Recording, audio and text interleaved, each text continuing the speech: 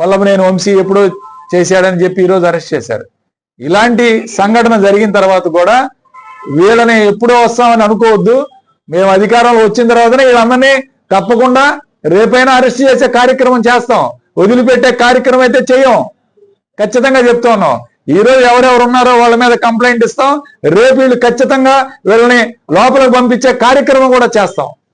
వదిలిపెట్టేదే లేదు, గుర్తుపెట్టుకోండి. ఇది సామాన్యంగా ఏదో లైట్ గా తేలిగ్గా తీసుకోవాల్సిన అంశం కాదు. ఇది చాలా సీరియస్ గా తీసుకోవాల్సిన అంశం. ఎందుకంటే ఇది ఒక సాంప్రదాయానికి ఈరోజు మీరు ఒక సంస్కృతికి అడ్డుకట్ట వేసి దాన్ని ఇబ్బంది పెట్టే కార్యక్రమం చేస్తున్నారు. కాబట్టి ఇది చిన్న విషయం కాదు, తేలిగ్గా తీసుకునే విషయం కాదు. ఇది చాలా దూరదృష్టితో ఆలోచించాల్సిన విషయం.